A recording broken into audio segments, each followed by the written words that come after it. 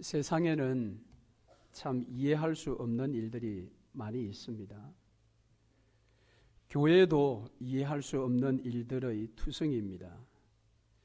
그래서 세상을 우리는 바라보며 어떻게 그럴 수 있는가? 교회를 바라보면서 어떻게 그런 일이 있을 수가 있는가? 라며 탄식합니다. 그런데 정말 이해할 수 없는 안타까운 순간은 하나님의 말씀이 내 뜻과 다를 때입니다. 하나님의 뜻이 나의 뜻과 다를 때, 그 다름을 내가 이해할 수 없을 때 우리는 참으로 당혹스럽습니다. 저와 여러분은 하나님의 주권을 믿는 자들입니다. 공중에 나는 새 한 마리도 하나님의 뜻이 아니면 이 땅에 떨어지지 않는다라는 것을 우리는 진리로 붙들고 사는 그런 하나님의 백성들입니다. 그럼에도 불구하고 종종 우리가 경험하는 것은 하나님의 시각과 나의 시각의 차이가 엄연히 존재한다라는 것입니다. 그래서 당혹스럽고 때로는 괴로운 것입니다. 고통스러운 것입니다. 그런데 바로 요나가 이 부분에 걸려 넘어졌습니다. 요나가 바라보는 시각과 하나님이 바라보시는 시각은 차이가 있었습니다. 그것은 요나서 초반 부분에 니느웨에 대한 시각 차이였습니다.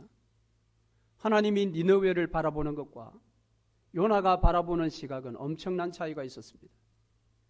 그리고 요나서 끝부분 4장에 가면 소위 말하는 박넝쿨 사건이 나타나는데 이 박넝쿨에 대한 요나의 시각과 하나님의 시각이 차이가 납니다. 그런데 그 시각의 차이에 요나가 걸려 넘어졌습니다. 적나라하게 넘어졌습니다. 그런데 이것은 요나만의 문제가 아니라 오늘을 살아가는 저와 여러분의 문제이기도 합니다. 내 생각과 하나님 생각의 차이, 나의 원함과 하나님의 원함이 다를 때 우리는 어떻게 해야 합니까? 여러분은 어떻게 반응하십니까? 하나님의 뜻과 나의 뜻이 다를 때 여러분은 지금까지 도대체 어떤 신앙생활의 행동을 보이며 살아오셨습니까? 오늘 우리가 읽은 본문의 말씀을 통해서 우리는 그 답을 한번 찾아보려고 합니다. 그 시각의 차이를 어떻게 극복할 수 있을까? 하나님의 뜻에 불순종하여 여호와의 낯을 피하여 다시스로 가는 배를 탔던 요나는 배를 타는 정도가 아니라 배 가장 아랫부분에 내려가서 아예 눈을 감고 잠을 자버렸습니다. 하나님을 보지 않겠다라는 것입니다. 그런데 큰 폭풍을 만났습니다. 하나님은 배 밑창에 깊이 숨어들어서 잠자고 있는 요나를 배 위로 끄집어 올리셨습니다. 오늘 우리가 읽은 본문의 말씀에 보면 그 폭풍이 그 일을 하게 했는데요. 4절 말씀에 여호와께서 큰 바람을 바다 위에 내리시매라는 이 표현, 이 내리신다 이 말은 힘껏 무엇을 내던진다라는 그런 의미가 있습니다. 하나님은 강력한 폭풍을 그의 능력으로 요나에게 집어 던지셨습니다. 보통 지금 이제 이 지중해를 항해하는 시기는 연중 계속해서 항해를 하는 것이 아니라 어느 정도의 그 기간이 있다고 합니다. 지금 요나가 욥바에서 배를 타고 다시스로 서쪽 끝이라고 그 당시에 세상 끝이라고 여기는 다시스로 가는 배를 타고 이제 지중해를 항해하고 있는 때인데요. 보통 이 지중해는 겨울에서 봄까지는 동쪽으로 강력한 바람이 불기 때문에 굉장히 많은 폭풍들이 일어난다고 합니다. 실제 사도행전에 보면 로마로 압송되어 가는 사도 바울이 타고 있었던 그 배가 광풍을 만나지 않습니까? 유라굴라 광풍을 만나는데 바로 그때가 사실은 겨울철이었거든요. 광풍이 일어날 때입니다. 자, 그런데 사도행전 27장 9절에 보면 금식하는 절기가 지나서 항해하기가 위태한지라. 사도 바울이 지금 가고 있는 그때는 위태한 때인데 때가 언제냐면 금식하는 절기가 지난 때였기 때문에 위태롭다고 이야기합니다. 여기 금식하는 절기는 바로 대속죄일입니다. 대속죄일이 지난 다음, 자, 이 대속죄일은 태양력, 우리가 쓰는 이 달력의 시기로 볼 때는 9월 하순경이라고 합니다. 그러니까 이후로 11월경까지, 더구나 11월 조금 지났을까지, 봄이 오기 전까지는 그 기간에 지중해로 배를 띄운다라는 것은 거의 자살행위라고 합니다. 그런데 그때 로마로 이제 바울을 압송하기 위해서 어쩔 수 없이 이제 그 배를 띄웠던, 그래서 유라굴라 광풍을 만났는데, 자, 그럼 가장 항해하기가 좋은 때는 언제냐 하면 오순절이 지나고 대속죄일이 오기 전 기간이라고 합니다. 오순절은 보통 4, 5월경에 주로 해당되지 않습니까? 그래서 배를 띄우기 좋은 때는 5월 말부터 6월 달부터 한 8월경까지, 이때가 지중해에 이제 잔잔한 그런 파도가 일기 때문에 배를 띄우기가 가장 좋은 시기라고 합니다. 자, 그러면 지금 요나가 다시스로 가는 배를 탔던 이 시기는 언제냐? 이 시기를 약 한 6월경으로 봅니다. 그 근거가 무엇인가 하면 요나서 마지막 부분에 가면 요나가 뜨거운 태양으로 인해서 하나님 앞에 죽고 싶다고 그렇게 외치는 장면들이 나오죠. 그러니까 요나가 갔던 니느웨 근처 그 산악 지역에는 6, 7월경에 태양이 가장 강렬하게 내비친다고 합니다.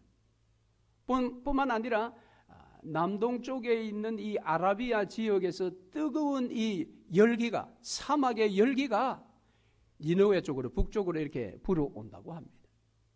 그 뜨거운 열기에 의해서 박넝쿨이, 물론 벌레가 갉아먹었기도 했습니다만 뜨거운 이 열기로 인해서 시들어버린 사건들이 요나서 끝부분에 나옵니다. 그것으로 볼 때에 요나가 지금 배를 타고 간 시기는 한 6월경이다, 그렇게 볼 수 있습니다. 자, 6월경이기 때문에 이런 큰 광풍을 만날 수가 없습니다. 그런데 웬일입니까?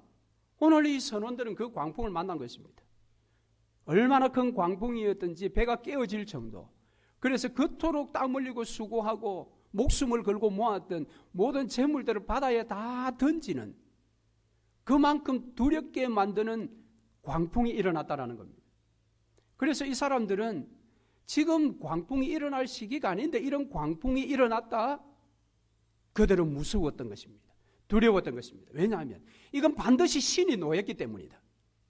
우리가 알 수 없으나 신이 노하지 않는 이상 이 기후적으로, 시기적으로, 계절적으로는 광풍이 일어날 수 없는데, 이런 엄청난 광풍이 분 것은 신이 노했다고 그들이 두려워 떨었던 것입니다.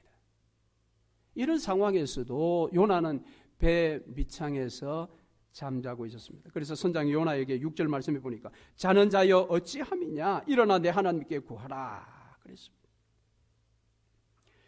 여호와의 낯을 피하여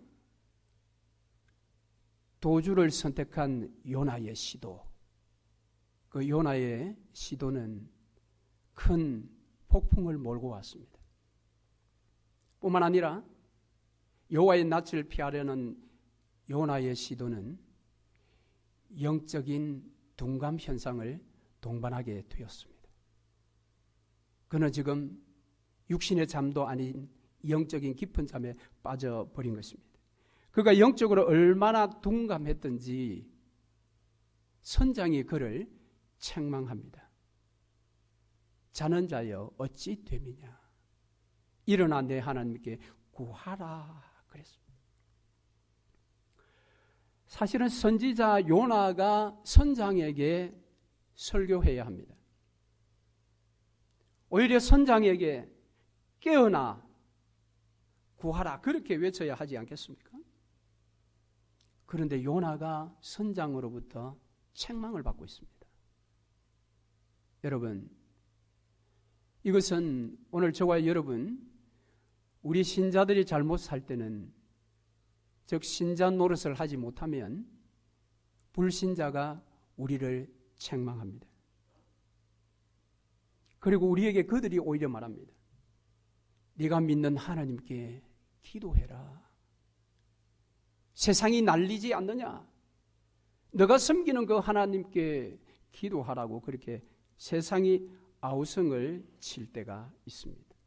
어쩌면 오늘 이런 시대가 이 아우성이 넘쳐나는 시대 아닐까요? 조국 땅에서는 개혁의 1번지가 교회다라고 사람들이 공공연하게 말한다고 합니다. 세상의 아우성입니다. 오늘 이 시대의 선장들이 교회를 향하여 정신 차리라고 그렇게 책망하고 있습니다. 여러분, 잠자는 사람이 있다면 누군가가 그를 깨워야 합니다. 구약시대 때는 선지자가 바로 그런 역할을 했습니다. 깊은 영적인 잠에 빠진 이스라엘을 깨우는 일을 선지자들이 했던 것입니다. 그런데 지금 그 선지자의 직함을 가지고 있는 요나가 오히려 깨움을 받고 있습니다. 하나님은 요나를 집요하게 추적하셨지요. 그래서 폭풍을 내던지셨고 배 밑에 숨어서 깊은 잠에 빠진 그를 깨워 일으켜 배 위에 세웠습니다. 하나님의 추적은 너무너무 집요합니다. 그러나 그것을 통하여 하나님은 그를 깨우십니다. 오늘 그 주님은 저와 여러분에게도 깨어 있으라고 말씀하십니다. 특별히 예수님께서는 깨어 있으라라는 이 말씀을 제자들에게 종종 하셨는데 항상 이 말씀은 기도라는 단어와 연결시켜서 사용하셨습니다. 그저 기도하라 그렇게 말씀하시기보다는 깨어 있어 기도하라 그렇게 말씀하십니다. 왜냐하면 기도하면서도 깨어 있지 않을 수 있다라는 것을 말하는 것입니다. 기도하면서도 잠잘 수 있다라는 것입니다. 무엇입니까? 그것은 이방 사람들이 기도하는 기도를 드리는 사람은 잠자며 기도하는 사람과 동일합니다. 즉 하나님의 뜻이 아닌 자기의 뜻을 오직 큰 소리로 구하는 그 기도는 결코 깨어서 기도하는 모습은 아닌 것입니다. 예수님은 겟세마네 동산에서 십자가를 앞두고 영적 전쟁을 벌이셨습니다. 그분은 그곳에서 밤을 새워 기도하셨습니다. 그런데 그 장소에 함께 따라갔던 제자들은 졸았습니다. 잠에 빠졌습니다. 그 장면을 보며 우리는 어찌 제자들이 저럴 수 있는가? 지금 때가 어느 때인데 3년 동안 훈련받은 자가 도대체 저럴 수 있는가? 라고 그들을 비난하기 전 저와 여러분의 모습이 바로 그것이지 않을까라는 것, 우리를 돌아보아야 할 것입니다. 왜냐하면 예수께서 말씀하신 마음은 원이로되 육신이 약하도다 라고 말씀하셨던 이 말씀에 저와 여러분이 자유로울 수 있을까요? 우리는 깨어 있어 기도해야 합니다. 주님은 깨어 기도하셨습니다. 왜냐하면 그 상황을 너무도 잘 아셨기 때문에 결코 그는 졸 수가 없었습니다. 하나님의 사명이 무엇인지를 그는 너무도 잘 알았기 때문에 그 사명 십자가를 지기 위해서라도 그는 결코 졸 수가 없었습니다. 그래서 우리 주님은 깨어서 땀방울이 핏방울로 변할 만큼 집중하여 기도했었습니다. 그래서 예수님은 사명을 질수가 있었습니다. 저와 여러분도 마찬가지입니다. 저와 여러분도 깨어 있어 기도하지 않으면 우리는 성도다울 수가 없습니다. 사명을 완수할 수가 없습니다. 십자가의 길을 걸을 수가 없습니다, 여러분. 깨어 있어 기도해야 합니다. 깨어 있어 기도해야 합니다. 그러나 사단은 오늘 믿는 자들을 향하여 좀 더 졸자, 좀 더 자자 라고 그렇게 유혹합니다. 만일 성도가 영적인 깊은 잠에 빠져든다면 그는 죽는 줄 모르고 죽어갈 것입니다. 여러분, 우리 몸에는 많은 질병들이 우리 몸을 공격해 옵니다. 그러나 대부분의 질병은 그 공격의 어떤 사인이 있습니다. 우리가 그것을 감지할 수 있습니다. 그래서 병원을 찾아가는 것입니다. 그러나 몇몇 질병은 우리를 강력하게 공격함에도 불구하고 우리가 그것을 느끼지 못한다고 합니다. 내가 느낄 때는 이미 치료의 때가 지나가 버린, 놓쳐버린 그 때라고 합니다. 여러분, 영적인 잠은 바로 이런 질병과 같습니다. 우리가 영적인 깊은 잠에 빠져들었으면서도 내가 지금 죽어가고 있다는 사실을 내가 깨닫지 못합니다. 그러나 그는 죽어가고 있습니다. 여러분, 기도해야 합니다. 기도하되 깨어 있어 기도해야 합니다. 그 장소가 어디든 여러분 성도는 깨어 있어 기도해야 합니다. 주님 말씀하셨지요. 이 땅에 다시 오셨을 때에 내가 믿음 있는 자를 볼 수 있겠나? 저와 여러분에게 믿음이 있다라는 것은 무엇입니까? 그것은 깨어 있어 기도하는 모습입니다. 그게 1순위입니다, 여러분. 여러분에게 믿음이 있으십니까? 무엇으로 여러분 증명하시겠습니까? 주께서 여러분에게 물으십니다. 네게 믿음이 있느냐? 태산을 옮길 만한 믿음이 있느냐? 겨자씨만한 생명이 깃든 믿음이 있느냐? 주님이 저와 여러분에게 묻었습니다. 주님, 내게 믿음이 있습니다. 그래, 그것을 증명해 보라고 할 때 여러분 무엇으로 증명할 수 있겠습니까? 저와 여러분이. 주님, 세상에 어떤 일이 있어도 나는 천국 갈 것을 나는 지금도 확신합니다. 나는 지금 이 자리에서 죽어도 천국 갈 것을 확신합니다. 라고 여러분 말씀하시겠습니까?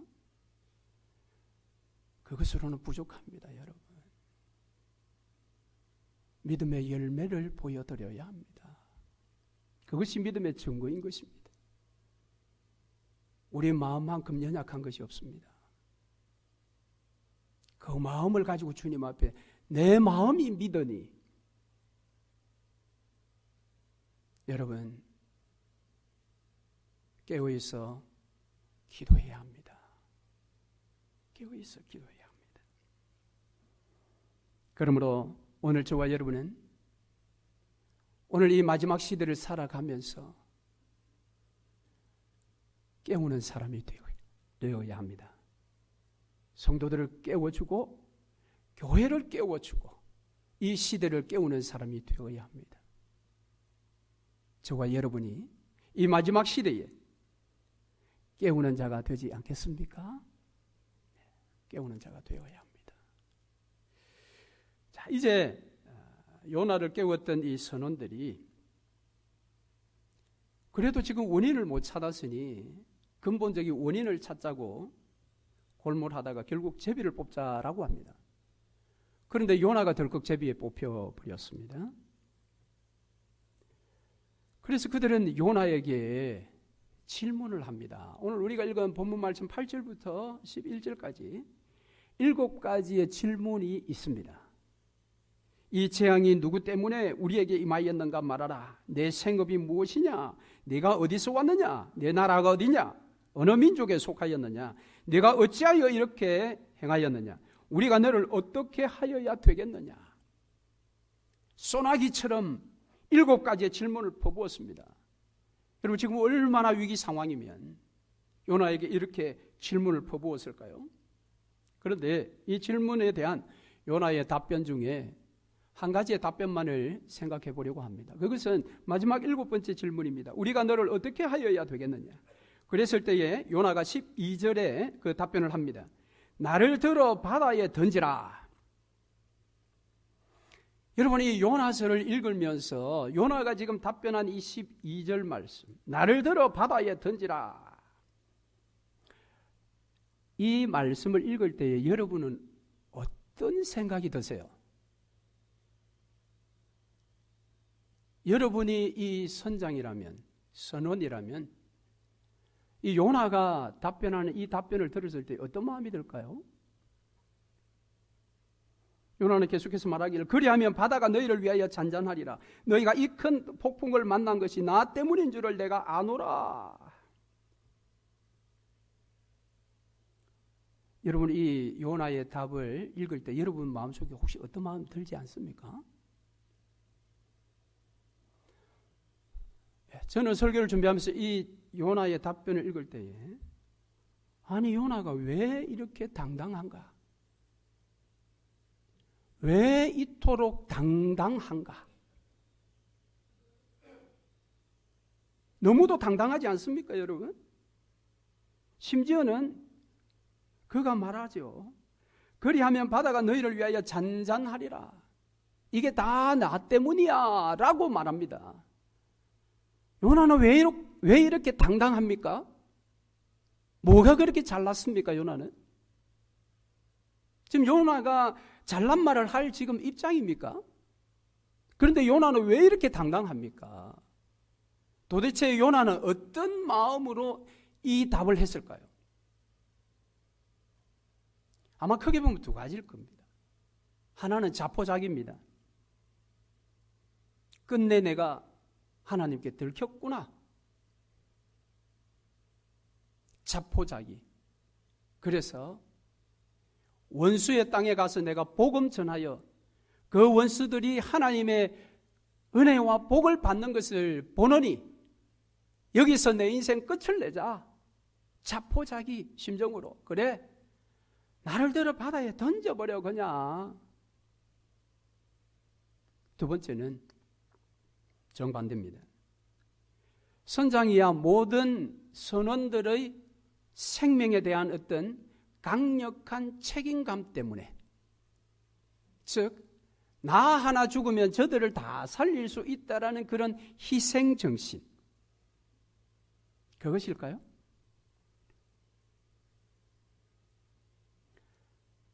어쨌든 저는 이것을 읽으며 요나가 왜 이렇게 당당한가 말이지.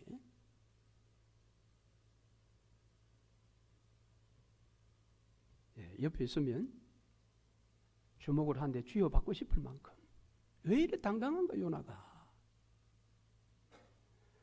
그런데 여러분, 적어도 2번째 이 입장은 아닐 것입니다. 왜냐하면 그 자신의 몸을 제물로 바다에 들임으로 인해서 나머지 선원들의 생명을 다 구할 수 있다?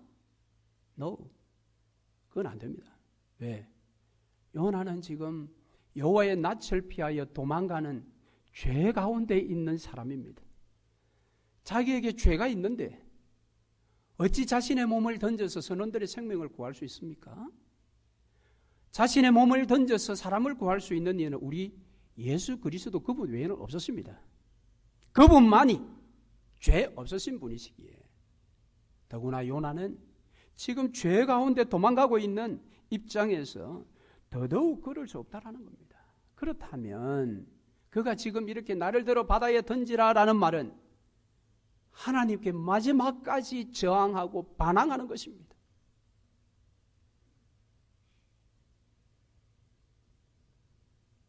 그러니까 내가 죽었으면 죽었지 나는 니느웨는 못 가. 라는 것이 소위 요나의 신학입니다. 그것은 이스라엘의 신학이기도 합니다. 무엇입니까? 하나님은 나만의 하나님이어야 한다는 생각입니다. 하나님은 이스라엘만의 하나님이어야 한다는 생각입니다. 틀려버린 신학인 것입니다. 이렇게 볼 수 있는 근거가 뭘까요? 그건 이 요나가 어쨌든 바다에 던져져서 물고기가 그를 집어삼켰고 그 물고기 뱃속에서 살아남아 회개 기도를 드림으로 인해 3일 만에 무트로 토해내어져서 어쨌든 동쪽 니느웨로 갔습니다. 하나님 말씀대로 3일 길, 그 도시를 관통하는 데 3일이나 걸리는 그 엄청난 도시를 3일 동안 관통하며 정말 무성의하게 복음을 내뱉듯이 전하고 어떻게 되나 싶어 살펴볼 때에 놀랍게도 하나님께서 왕으로부터 짐승에 이르기까지 회개의 베옷을 입혀서 니느웨 온 도성이 다 회개하는 역사가 일어났습니다. 하나님의 구원의 복이 임했다는 겁니다. 그것을 본 요나가 4장 3절과 4절에 이렇게 이야기합니다. 여호와여 원하건대 이제 내 생명을 거두어 가소서. 사는 것보다 죽는 것이 내게 나음이니이다. 죽여달라는 겁니다. 나는 저 원수들이 잘 되는 걸 도무지 나는 못 보겠어. 그러니까 하나님 나를 차라리 죽여주십시오. 그때 여호와께서 이르시되 네가 성내는 것이 옳으냐. 뿐만 아니라 이후에 박능쿨 사건에서도 하나님께서 벌레를 보내서 박능쿨을 갉아먹게 했고 남쪽으로부터 뜨거운 열풍을 불러서 박능쿨이 시들어져 버렸을 때에 그 뜨거운 동풍으로 인해서 요나의 정신이 혼미해졌다고 합니다. 그 혼미해졌을 때에 8절 말씀해 보면 또 요나가 죽기를 구합니다. 8절에 요나가 혼미하여 스스로 죽기를 구하여 이르되 사는 것보다 죽는 것이 내게 나으니이다. 뿐만 아니라 9절 말씀해 보면 이 박능쿨 때문에 왜 너가 성내느냐 하나님께서 그렇게 물으시자 그가 나는 성내어 죽기까지 하여도 마땅합니다 라고 이야기했습니다. 이것으로 볼 때에 나를 데려 바다에 던지라 했던 것은 하나님께 끝까지 저항하는 요나의 모습이라고 밖에 말할 수가 없습니다.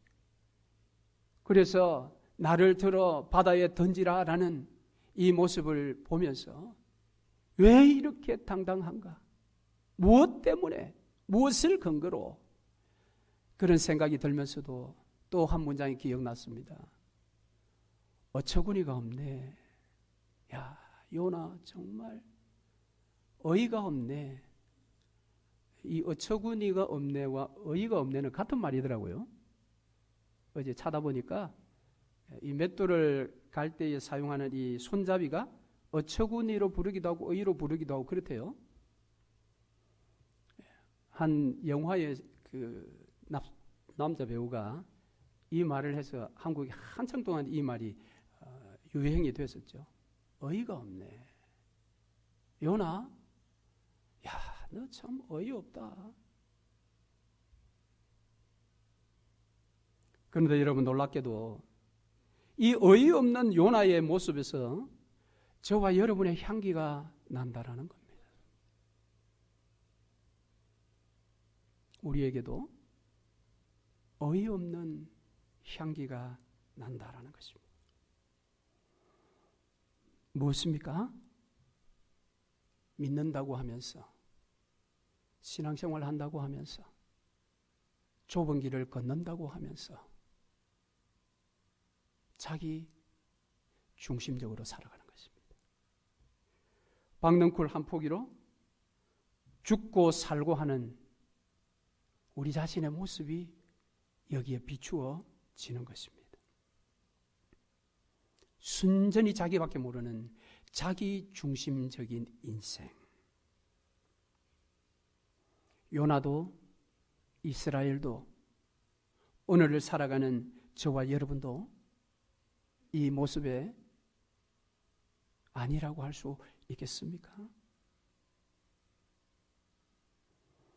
하나님도 예수님도 교회도 사회도 가정도 오직 자기 중심적으로 돌아가야만 직성이 풀리는, 그렇지 않으면 못 견디는 인생.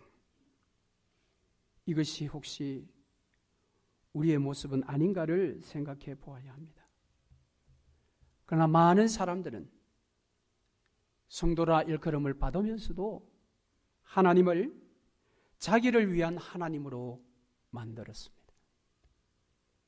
하나님은 자기의 영광과 그의 이름을 위하여 지금도 일하시는데, 그를 믿고 섬긴다라는 사람들은 자신의 영광과 자신의 이름을 위하여 오늘을 열심히 살고 있으니 어쩌면 그것이 오늘 이 시대에 우상 숭배하는 모습이 아닌지 모르겠습니다. 그러므로 이 요나의 모습을 보면서 그를 회개시켜 하나님의 뜻인 니느웨로 보내시는 그 하나님, 그 집요하신 하나님의 추적을 바라보면서 우리 자신의 모습을 꼭 돌이켜보아야 합니다. 선지자가 이 정도였으면 저와 여러분은 무슨 말이 필요하겠습니까? 사랑하는 성도 여러분, 자기 중심적인 신앙을 버려야 합니다. 우리 고신교단에 학생신앙운동이라는 학생들의 그 단체가 있는데요. 그 SFC라는 학생신앙운동의 강령 중에 마지막에 생활의 원리를 소개합니다. 그 생활의 원리는 세 가지인데요. 하나님 중심, 말씀 중심, 교회 중심입니다. 삶의 모든 것이 하나님의 중심, 삶의 모든 것이 성경 중심, 삶의 모든 것이 교회 중심입니다. 이것이 학생신앙운동의 신앙의 원리라고 고백합니다. 여러분, 여러분의 중심은 어디에 있습니까? 하나님께 있으십니까? 성경에 있으십니까? 교회에 있으십니까? 여러분의 그 중심은 도대체 어디에 있습니까? 이 세 가지 외의 중심은 다 요나식입니다. 여러분, 우리의 생각의 중심을 바꾸어야 합니다. 우리의 삶의 중심을 바꾸어야 합니다. 하나님 중심, 성경 중심, 교회 중심 외의 중심은 빨리 바꾸어 그쪽으로 돌이켜 놓아야 합니다. 그렇지 않으면 집요하게 추적하시는 하나님의 추적을 당하게 될 것입니다. 그 추적은 나 자신뿐만 아니라 나의 가까운 주변의 사람들을 위기에 빠뜨리기에 충분합니다. 그들의 재산을 잃게 만들 것입니다.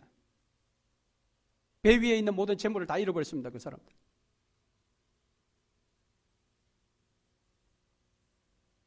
사랑하는 성도 여러분,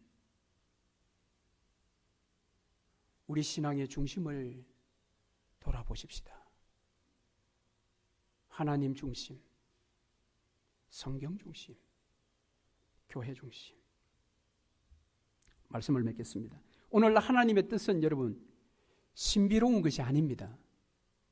왜냐하면 하나님의 뜻은 감추어져 있지 않기 때문입니다. 명명백백하게 다 오픈되었습니다. 어디에? 성경 가운데. 그래서 성경은 계시의 책이라고 합니다. 하나님께서 다 보여주셨습니다. 감추어진 것이 아무것도 없습니다. 다만 그 하나님의 뜻과 나의 뜻이 다를 뿐입니다. 아니 근본적으로 다를 수밖에 없지 않겠습니까? 그러므로 신앙생활이라는 것은 그 다른 시각 차이를 계속해서 좁혀나가는 것입니다. 그것이 신앙생활의 핵심입니다. 그런데 우리는 요나처럼 여호와의 낯을 피하고 싶습니다. 여호와의 뜻을 모른 척하고 살아가고 싶습니다. 그러나 여호와의 낯을 피하려는 모든 일은 무모한 시도입니다. 무모한 시도는 반드시 하나님의 집요한 추격을 받게 될 것이요, 자기와 가족과 이웃을 위기에 빠뜨립니다. 왜냐하면 하나님은 집요하게 추적하여 그를 흔들어 깨우시고 돌이켜 정체성다운 삶으로 회복시키는 것이 하나님이시기 때문에 그렇습니다. 그러므로 하나님과 나의 뜻이 다를 때 어떻게 해야 합니까? 어떻게 해야 합니까? 가장 좋은 것은 묵상입니다. 하나님의 뜻과 나의 뜻이 다르고 하나님의 시각과 나의 시각이 다른 이유가 무엇일까요? 그것은 마땅히 내가 묵상해야 할 하나님을 묵상하지 아니하고 나를 묵상할 때 시각 차이가 계속해서 벌어집니다. 마땅히 묵상해야 할 하나님의 뜻을 묵상하지 아니하고 내 뜻을 묵상하게 될 때에 우리는 여호와의 낯을 피하려는 무모한 시도를 하게 됩니다. 나를 묵상하는 그 묵상을 거쳐야 합니다.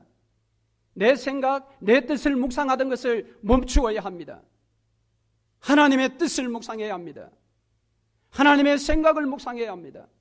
묵상하지 말고 내 생활을 묵상하지 말고 하나님을 묵상하고 하나님의 그 말씀을 묵상하는 대로 가야 합니다. 그렇지 아니하면 여호와의 낯을 피하여 다메섹행 어선에 자신의 몸을 집어 던질 수가 있습니다. 사랑하는 성도 여러분, 매일매일 하나님을 묵상하십시오. 그래야 합니다. 그래야 우리가 살고 우리 모두가 살 수가 있습니다. 하나님의 집요한 추적, 그것은 우리를 성가시게 하는 것 같아도 그것은 하나님의 놀라운 사랑입니다. 혹시 여러분 하나님의 집요한 추적을 받고 계십니까? 놀라지 마십시오. 그것은 하나님 사랑의 손길입니다. 깨어나십시오. 깨어있어 기도하십시오. 기도할 때 하나님을 묵상하십시다. 하나님의 말씀을 묵상하시고 하나님의 뜻을 묵상하시고 그의 생각을 묵상하시고 그의 원함을 묵상하십시오. 그것뿐입니다. 그럴 때에 우리는 그리스도인다운 삶을 살 수가 있습니다. 그런 삶을 살아가시는 저와 여러분 되시기를 주의 이름으로 축원합니다. 아멘.